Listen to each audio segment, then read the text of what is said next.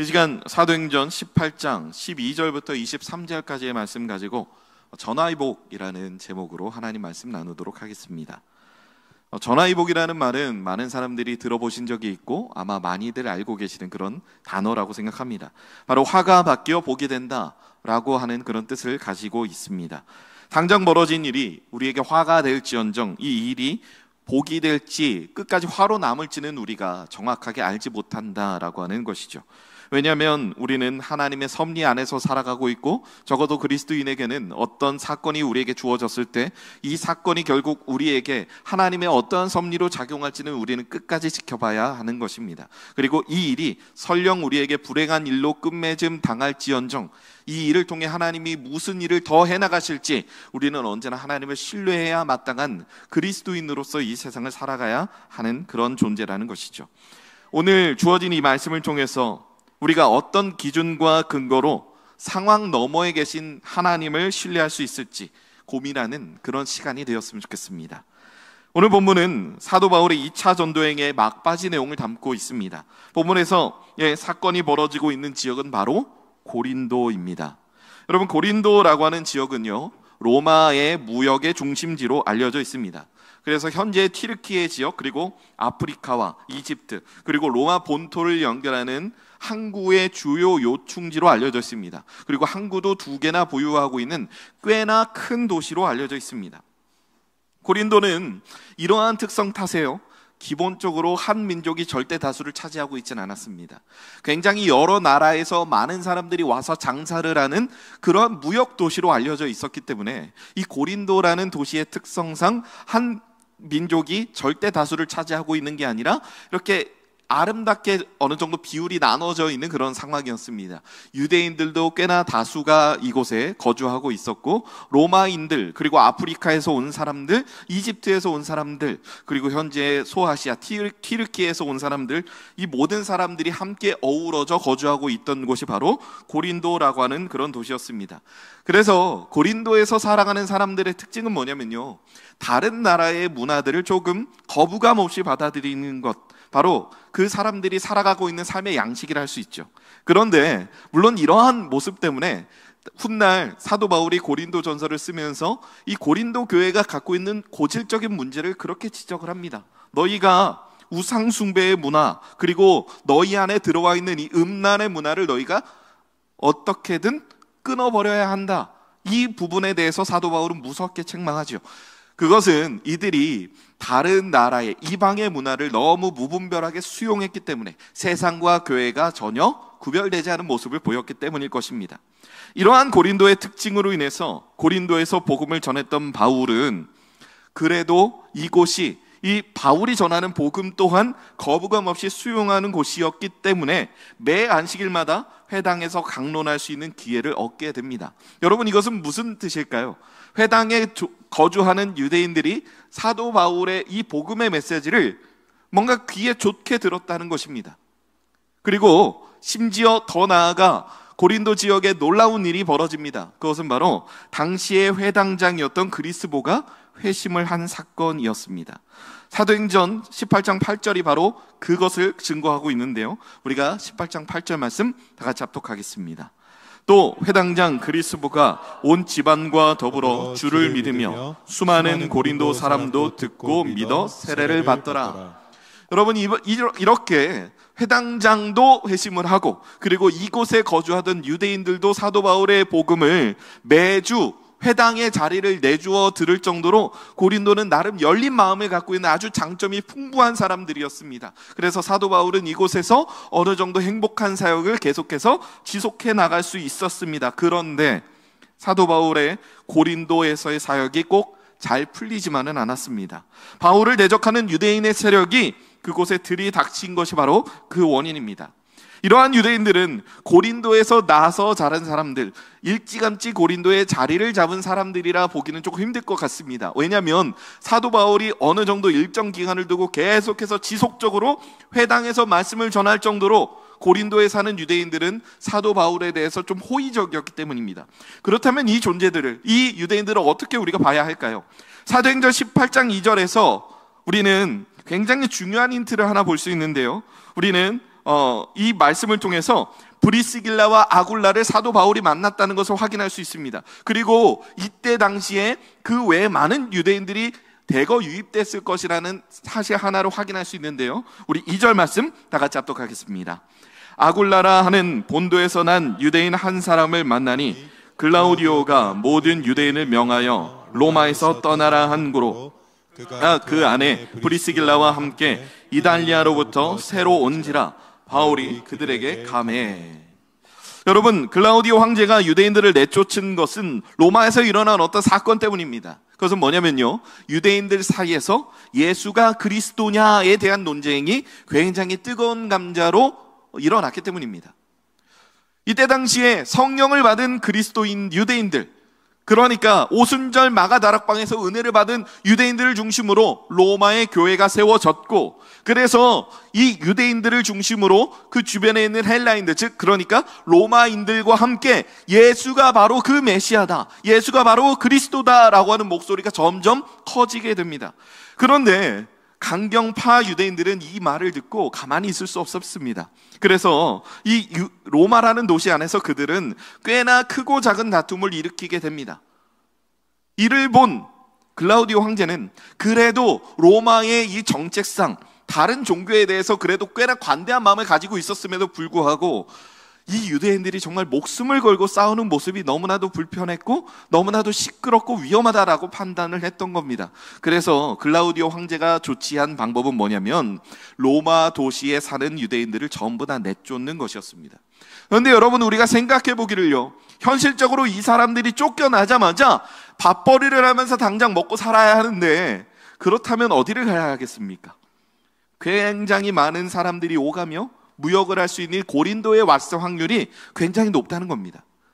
그래서 브리스길라와 아굴라도 이곳에 와서 텐트를 만들며 사람들에게 텐트를 팔며 자신의 생업을 이어갔고, 다른 유대인들도 이때 대거 유입됐을 것이 너무나도 분명한 사실이었습니다. 그 결과 이제 적대적인 입장을 지닌, 그러니까 사도 바울의 말씀과 사역에 대해서 적대적인 입장을 지닌 유대인들이 대거 일어나서 언제든 이 바울을 무너뜨릴 기회를 노리게 됩니다. 이것이 오늘 본문에 펼쳐져 있는 내용의 배경이라 할 수 있죠.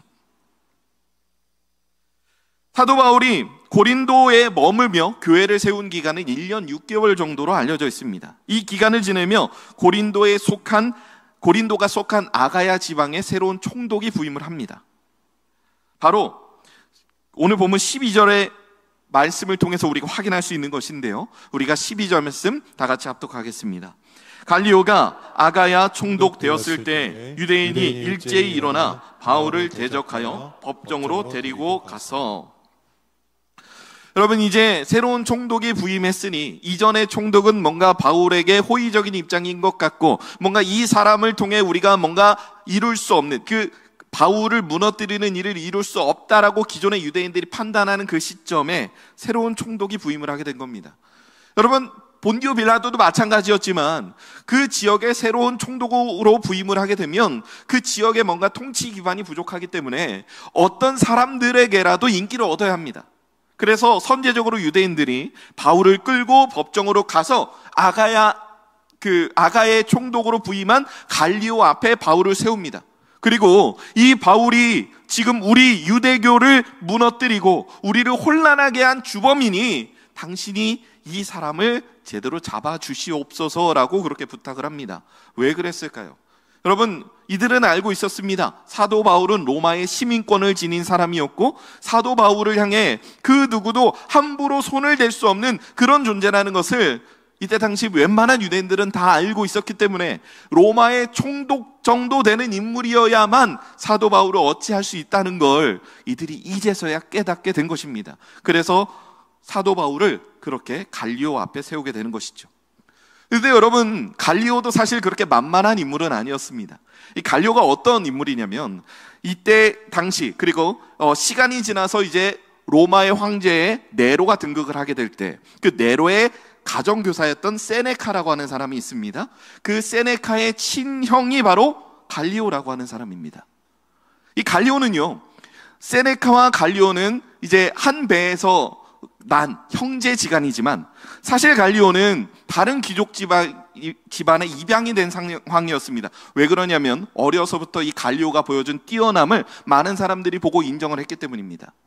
이때 당시에 뭔가 입양을 한다는 것, 즉 귀족 가문에서 귀족 가문으로 입양을 한다는 건 어떤 아이가 보여준 뛰어남 때문에 이 아이의 신분 상승을 시켜주는 것이나 다름없는 상황이었습니다. 그 덕에 지금 갈리오가 아가야의 총독으로 부임을 하게 된 겁니다.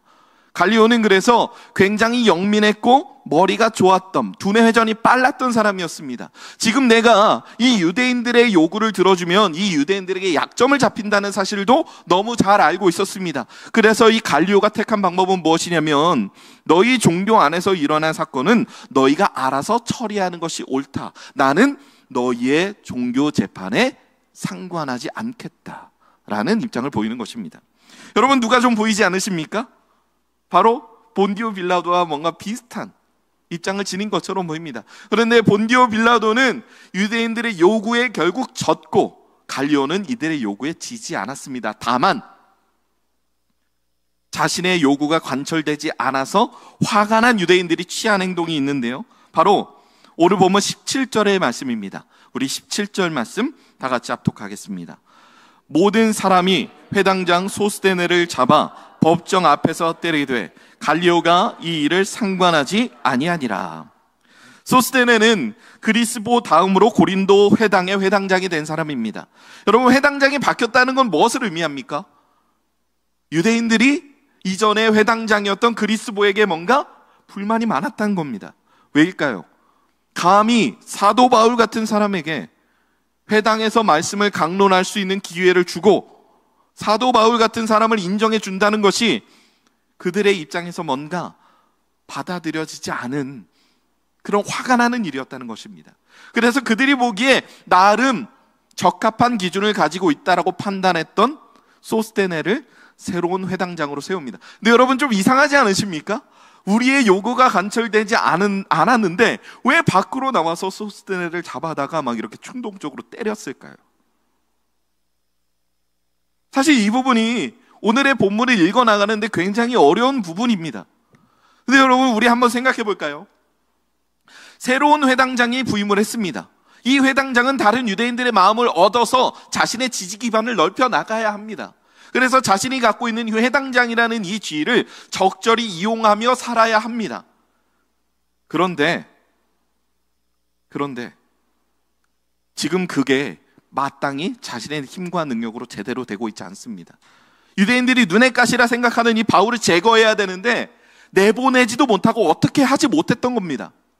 그 상황에서 이제 회당장 소스데네를 때린다는 것, 우리의 요구는 네가 바울을 이 지경으로 만드는 것이니 네가 지금부터 이 악물고 이 화난 감정, 분한 감정 그대로 우리의 이 복수를 바울에게 그대로 돌려주라는 유대인들의 무언의 메시지죠. 바울은 로마의 시민권을 지닌 사람이니까 우리 손에 피를 묻히긴 싫고 지금 네가 우리한테 두들겨 맞은 그 분한 마음, 감정 그대로 바울에게 네가 그대로 갚아주었으면 한다라고 하는 것이 당시의 유대인들이 갖고 있던 생각이었습니다. 이렇게 극렬하게 자신을 반대하는 상황에서 바울은 더 이상 고린도라는 이 지역에서 말씀을 전하는 사역을 할 수 없었고 더 이상 버틸 수 없었습니다. 그래서 고린도를 떠나기로 결정을 합니다. 오늘 보면 18절의 말씀인데요, 우리 18절 말씀 다 같이 합독하겠습니다. 바울은 더 여러 날 머물다가 형제들과 작별하고 배 타고 수리아로 떠나갈새 브리스길라와 아굴라도 함께하더라. 바울이 일찍이 서원이 있었으므로 겐그레아에서 머리를 깎았더라. 여러분, 바울이 떠나는 수리아 지역은 바로 안디옥 교회가 있는 곳입니다. 지금 바울은 무슨 말을 하고 있는 거냐면요, 나 이거 다 접고 지금 복귀할래를 말하고 있는 겁니다. 지금 바울이 갖고 있었던 이 바울의 계획 속에 이 고린도 지역까지만 내가 2차 전도행을 해야겠다라고 하는 마음이 있었는지는 잘 모르겠습니다. 근데 바울은 지금 여기서 당한 상황을 근거로 내가 다시 안디옥으로 돌아가야겠다라고 지금 말하고 있는 겁니다. 게다가 바울은 22절 말씀에서 가이사랴 항구에서 교회 안부를 물었다고 하는데, 사도 바울이 물어본 이 교회 안부는 바로 예루살렘 교회입니다. 왜냐하면 가이사랴에는 예루살렘으로 향하는 직항 배가 유일하게 있었기 때문입니다. 여러분, 지금 사도 바울의 마음이 어떨까요? 이제 2차 전도여행을 마치고 돌아가고자 하는 이 여정, 누가는 이 여정을 기록하며 2000km가 넘는 이 긴 거리를 굉장히 간단하고 짧게 기록하고 있습니다. 아울러 바울은 겐그레아에서 머리를 깎았다라고 오늘 본문은 말하는데요, 이것은 나시린 서원을 지키기 위함이라는 견해가 있습니다. 나시린 서원을 완성하려 할 때, 그래서 이제 자신이 지킨 서원을 완성하기 위해 예루살렘으로 제사를 드리러 가기 전에 내가 출발하는 출발지에서 머리를 깎는 유대인들의 관습이 당시에 있었는데요, 사도 바울은 이를 통해서 내가 하나님 앞에서 나시린으로서 여태까지 충실히 살아왔다라고 하는 걸 지금 예루살렘과 안디옥에 증명을 해야 했습니다. 여러분, 지금 사도 바울은 어떤 상황이었습니까? 이전의 말씀들을 되돌아보면요, 데살로니가에서 유대인들에게 쫓김을 당했습니다. 죽음의 위협을 당하면서요. 그리고 지금 고린도에서도 내쫓김을 당했습니다. 사도 바울은 하나님의 명령에 따라 마게도냐 지역으로 왔고, 그리고 그곳에서 쫓겨 이제 아가야 지역으로 내려왔는데, 이곳에서도 사도 바울의 사역이 뭔가 순탄하게 이루어지지 않는 것처럼 보입니다. 고단하죠. 굉장히 힘든 상황입니다. 그리고 돌아가는 이 여정조차도 사도 바울은 뭘 해야 했냐면, 지금 사도 바울을 모함하고 있는 유대인들의 말에 앞서서 내가 이렇게 많은 이방인들 속에서 섞여 있었음에도 불구하고 하나님을 향한 나의 열정과 하나님을 향한 나의 마음은 변함이 없었다라고 하는 사실을 이런 식으로 지금 증명해야 하는 상황에 놓여 있다는 것입니다. 하나님을 위해서, 복음을 위해서 열심히 살아왔음에도 불구하고 지금 사도 바울 앞에 놓여 있는 면류관이 하나도 없는 것처럼 보입니다. 사도 바울의 사역이 뭔가 제대로 잘 풀리지 않는 것처럼 보인다는 겁니다. 하지만 이러한 바울의 고단함의 이면에는요, 이 말씀 속에 교묘하게 숨겨져 있는 하나님의 섭리가 존재하고 있습니다. 여러분, 먼저는 아가야의 총독으로 부임했던 갈리오라고 하는 인물이 있습니다. 이 인물 앞에 유대인들이 바울을 끌고 종교 재판을 해달라고 부탁을 합니다. 그런데 갈리오는 이 요구를 들어주지 않고 너희의 종교의 문제는 너희가 알아서 처리해라 라고 돌려보냅니다. 여러분, 사실 이게 굉장히 큰 파장을 이 고린도 지역에 주는 겁니다. 그 이유는요, 여러분, 로마라는 이 나라는 원래 딱히 종교를 갖고 있지 않으면 황제 숭배를 기본적으로 해야 하는 곳이었습니다. 황제가 나의 신입니다를 고백해야 하는 그런 곳이었습니다. 그런데 유대교는 로마에게 인정을 받은 상황이었기 때문에 황제 숭배가 면제되어 있는 상황이었습니다. 그런데 지금 이 아가야라고 하는 곳에서, 이 고린도라고 하는 곳에서 갈리오가 그리스도교를 새로운 종교로 인정을 해주는 선언이 바로 여기에서 드러나 있는 겁니다. 너희의 종교의 문제는 너희가 알아서 해라. 그러니까 로마의 종교로서 이제 아가야 지역에서 그리스도교는 인정을 받을 수 있게 된다는 것이죠. 그러니까 어떤 일이 벌어졌습니까? 이 사도 바울의 희생을 통해서 적어도 고린도에서는, 적어도 아가야 지역에서는 황제 숭배를 그리스도인들이 하지 않아도 되는 결과가 발생을 했다는 겁니다. 또 하나 어떤 일이 발생을 했을까요? 유대인들에게 끌려가서 정말 엄청나게 맞았던 이 소스데네라고 하는 사람, 뭔가 열심히 맞았기 때문에 사도 바울을 향해서 너무 미운 마음이 있을 것 같지 않습니까? 하지만 이 소스데네의 삶에 굉장히 큰 변화가 생기게 됩니다. 바로 고린도전서 1장 1절 말씀인데요, 우리가 화면을 통해서 다 같이 합독하시겠습니다. 하나님의 뜻을 따라 그리스도 예수의 사도로 부르심을 받은 바울과 형제 소스데네는. 여러분, 이것을 통해서 우리가 확인할 수 있는 사실은 무엇입니까? 사도 바울 때문에 그렇게 열심히 유대인들에게 얻어맞았던 이 소스데네라고 하는 사람이 결국 지금 무엇을 하고 있습니까? 사도 바울과 함께 형제라 불리며 지금 고린도 교회에 편지를 보내고 있습니다. 그 말은 지금 사도 바울의 동역자로서 함께 사역을 하고 있다는 이야기가 되는 것이죠. 이것은 무엇을 말하고 있습니까? 사도 바울의 고난이, 사도 바울의 고단함이 그냥 거기서 끝나버리는 것이 아니라, 왜 이렇게 내 사역은 풀리지 않을까? 왜 이렇게 나의 여정엔 이렇게 힘든 일만 있을까 해서 사도 바울의 그 여정이 끝나는 것이 아니라, 그 속에서 보여지는 하나님의 섭리가 사도 바울의 삶을 통해 지금 분명히 보여지고 나타나고 있다는 것입니다. 사도 바울은 고난을 받았지만 적어도 고린도 지역에 있는 그리스도인들에게는, 그리고 사도 바울의 복음을 듣고 있는 사람들에게는 지금 사도 바울을 통해서 누리고 있는 예수로 깊이 뿌리 박혀진 어떤 혜택들이 있게 된다는 것이죠. 사도 바울에겐 화가 임했지만 결국 이 화가 뒤집어져서 예수가 전파되는 복을 지금 이들이 누리고 있다는 것입니다. 여러분, 물론 제가 오늘 설교 제목으로 정한 전화위복이라고 하는 말은요, 화가 변하여 복이 된다. 즉, 나에게 어떤 나쁜 일이 생겼는데 따지고 보니까, 시간이 지나고 보니까, 그리고 어떤 사건이 더 생기고 보니까 이게 결국 나에게 좋은 일이었다, 복으로 변하는 사건으로 우리가 인식할 수 있습니다. 쉽게 말해 나에게 나쁜 일인 줄 알았는데 결국 나에게 복이 되는 일이었다는 것입니다. 그런데 이거 사도 바울이 지금 겪고 있는 상황은 이와는 조금 뭔가 결이 다르죠. 사도 바울은 자신의 고난을 통해 자신이 열심히 복음을 전했고 자신의 복음을 배웠던 이 고린도 교회에서 신앙생활을 하고 있는 사람들에게 뭔가 하나님을 향한 이 소망과 열망을 더 품을 수 있는 복을 이들에게 선물로 주었습니다.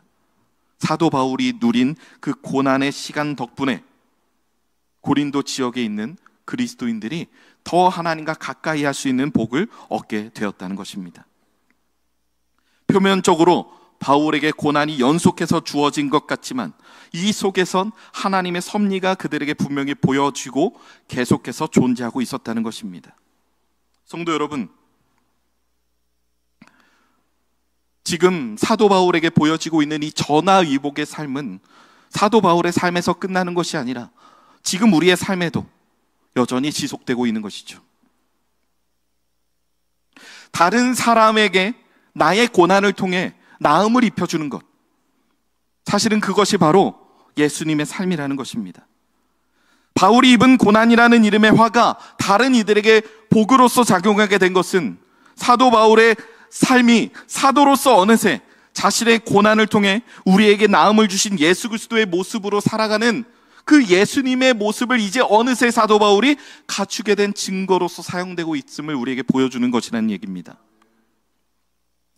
여러분, 제가 처음 우리 쌍둥이 아이들이 생겼을 때, 이 쌍둥이 아이들이 태어날 때 출산 준비를 해야 해서 여기저기 이제 물건을 사러 다닐 때가 있었습니다. 아무래도 이제 뭐 재정적으로 그렇게 여유가 없다 보니 보통 중고 거래를 열심히 했었는데요. 저는 아직도 그 순간이 기억이 납니다. 아이들의 물건을 맨 처음에 샀던 게 뭐냐면, 제가 이 아이들을 이렇게 실을 바구니 카시트를 맨 처음에 샀었습니다. 마침 그 집도 쌍둥이였는지 똑같은 모델의 바구니 카시트 2개를 이렇게 딱 내놓더라고요. 그래서 열심히 연락해서 사러 가서 그 물건을 사왔습니다. 바구니 카시트 2개 해서 그때 당시 10만 원을 주고 사왔습니다. 고단하게 주일에 사역을 마치고 옷도 못 갈아입은 채 중고 거래를 하러 가서 물건을 샀는데, 여러분, 이게 내가 열심히 달려가서 물건을 샀고 지금 내가 체력적으로 힘들다 해서 뭔가 끝나는 것이 아니라 물건을 사고 나니까 진짜 애들이 태어난 것 같은 기쁨이 제 안에 이렇게 딱 들어오는 겁니다. 그때부터였습니다. 내가 아이들을 위해서 뭔가를 한다는 게, 이게 나에게는 당시에 뭔가 좀 힘든 일이 될 수도 있고 고단한 일이 될 수 있지만, 아이들이 내 앞에서 행복한 모습을 보이는 것이 나에게 주어지는 크나큰 선물이라는 것을 제가 알게 된 겁니다. 제가 얼굴이 많이 최근에 까매져서 몇몇 분들이 왜 이렇게 얼굴이 까매졌냐라고 물어보셔서 제가 2주 연속 우리 애들 데리고 한 놈씩 번갈아 가면서 서울랜드를 갔었습니다. 아침부터 제 도시락 싸서 애들 도시락 싸서 서울랜드를 가서 애들 질릴 때까지 놀이기구 태우다가 그렇게 왔습니다. 한 놈, 두 놈을 데려가면, 두 아이를 다 데려가면 괜찮은데 사실 저 혼자 두 아이가 다 통제가 안 돼서 한 아이씩 번갈아 가면서 데리고 갔습니다. 그렇게 월요일 쉬는 날마다 그렇게 2주 연속 그렇게 가니까 이 체력적으로 진짜 너무 힘들더라고요. 그런데 여러분, 그렇게 하고 나니까 제 안에 뭔가 이렇게 큰 기쁨이 있는 겁니다. 분명 저는 힘든데 행복한 기분이 든다는 겁니다. 왜 그럴까요? 그게 바로 사랑인 거죠. 그게 바로 사랑입니다. 근데 여러분 생각해 보십시오. 예수님은 제가 갖고 있는 이 마음보다 훨씬 더 뛰어넘은 마음을 갖고 계셨다는 겁니다. 저는 제 아이들이니까, 제 아들들이니까 그렇게 할 수 있었고 그렇게 하는 것이 저에게 당연스레 받아들여졌다는 겁니다. 그런데 예수님에게 우리는 무엇이었습니까? 예수님은 우리를 친구라 명하셨습니다. 친구를 위해서 자신이 당할 수 있는 그 모든 고난을 감수하면서 우리에게 나음을 주셨던 것이 예수님의 십자가 사역이었습니다. 예수님의 평생의 삶이었습니다. 예수님은 그것을 우리에게 선물로 내어주시면서 그것이 예수님의 기쁨으로 자리 잡게 된 것입니다. 여러분, 지금 그 사역을 지금 사도 바울이 하고 있다는 겁니다. 나는 왜 이렇게 가는 데마다 이방인 취급을 받으며 사람들에게 사랑도 못 받고, 그리고 나 자신을 끊임없이 하나님의 사도라 증명해야 하는 그 복잡하고 미묘하고 여러 가지 어려움이 공존해 있는 그 상황 가운데에서 사도 바울이 비록 고단했을지언정 자신의 그 사역을 통해 나음을 입고 있는 사람을 지금 분명히 보고 있는 겁니다. 바로 사도 바울이 지금 예수 그리스도의 마음을 품고 하나님의 사역을 지금 계속 지속해 나가고 있다는 것이죠. 사도 바울을 통해, 나음을 입는 누군가를 통해 지금 사도 바울은 예수님의 마음을 비로소 갖게 된다는 것입니다. 사도 바울은 빌립보서 2장 5절부터 8절까지의 말씀을 통해서 우리가 품어야 할 예수님의 마음에 대해서 이렇게 고백하고 있습니다. 우리 다 같이 이 말씀 합독하도록 하겠습니다. 너희 안에 이 마음을 품으라. 곧 그리스도 예수의 마음이니 그는 근본 하나님의 본체시나 하나님과 동등됨을 취할 것으로 여기지 아니하시고 오히려 자기를 비워 종의 형체를 가지사 사람들과 같이 되셨고 사람의 모양으로 나타나사 자기를 낮추시고 죽기까지 복종하셨으니 곧 십자가에 죽으심이라. 고난을 당하다 못해 고난을 자처하시며 끝까지 낮아지신 것이 바로 예수님의 마음입니다. 낮아지신 예수님의 마음의 원동력이 무엇이었을까요? 내가 이렇게 낮아지고 내가 이렇게 고난받으면 그것을 통해 나음을 입은 우리가 보이는 것이죠. 그것이 예수님이 보여주신 사랑이라는 것입니다. 사도 바울은 지금 바로 이 심정으로 나아가고 있는 것이죠. 그렇기에 여러분, 그리스도인의 전화위복은요, 나의 고난을 통해 예수가 증거되는 것을 기뻐하는 삶이라는 것입니다. 나는 비록 고난 가운데 놓여 있지만, 그래서 나는 힘들고 나는 고단하지만 이 일을 계속 겪다 보니 나음을 입는 누군가가 보인다면 그것이 오히려 우리가 기쁨으로 받아들일 수 있도록 하는 원동력이 되는 것이죠. 이것이 예수님이 기쁨을 누리신 방식이었고 사도 바울이 기쁨을 누리고 있는 방식이라는 것입니다. 성도 여러분, 지금 여러분의 삶에는 어떤 고난이 여러분을 사로잡고 계십니까? 여러분의 삶에는 저마다의 고난이 있을 겁니다. 그런데 때로는 그리스도인이기 때문에 손해봐야 하는 고난도 있을 것이고, 믿지 않는 가족들을 섬기기 위해 내가 당해야 하고 내가 감당해야 하는 고난이 있을 것이고, 나의 삶의 경제적인 문제로, 나의 삶의 여러 가지 육체의 연약함으로 인해서 찾아오는 고난도 있을 겁니다. 그런데 여러분, 그 고난이, 하나님이 그 고난을 어떻게 사용하실지는 잘 모르겠습니다. 하나님은 때로는 누군가의 아픔을 통해서 그 사람을 위해 기도하는 우리의 마음을 또 사용하시곤 하는, 어쩌면 우리의 생각보다 훨씬 더 뛰어넘는 그런 하나님만의 방법과 생각을 갖고 계신 그런 전능하신 하나님이시기 때문입니다. 어떻게 사용하실지는 모르겠습니다. 하지만 여러분, 그 고난 가운데 여러분의 그 고난을 통해 나음을 입는 누군가를 보게 된다면 하나님의 섭리가 분명 여러분과 함께하고 있음을 잊지 마시기 바랍니다. 고난이 여러분에게 저주를 주는 것이 아니라 그리스도인에게 고난은 절대로 뗄 수 없는 것이기에 내가 당하고 있는 이 고난이 예수 그리스도로 우리가 한 발자국 더 다가가고 있는 삶의 증거임을 기쁨으로 누리시기 바랍니다. 여러분의 삶 가운데 여러분을 정말로 힘들게 하는 고난이 있습니까? 물론 하나님께 주여 이 고난을 내게서 지워주시옵소서, 이 고난을 내게서 벗어지게 도와주시옵소서라고 기도하면 하나님 그 기도 들어주실 것입니다.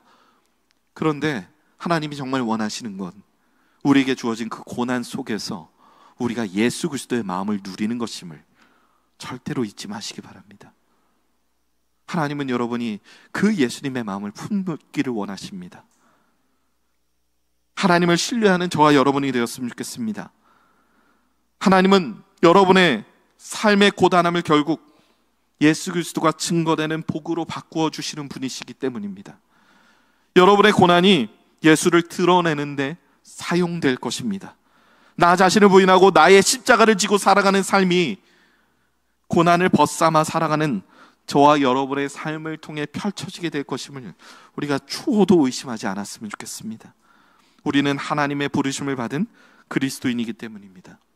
전화위복, 나의 화로 복 대신 예수를 전하게 되는 그 삶,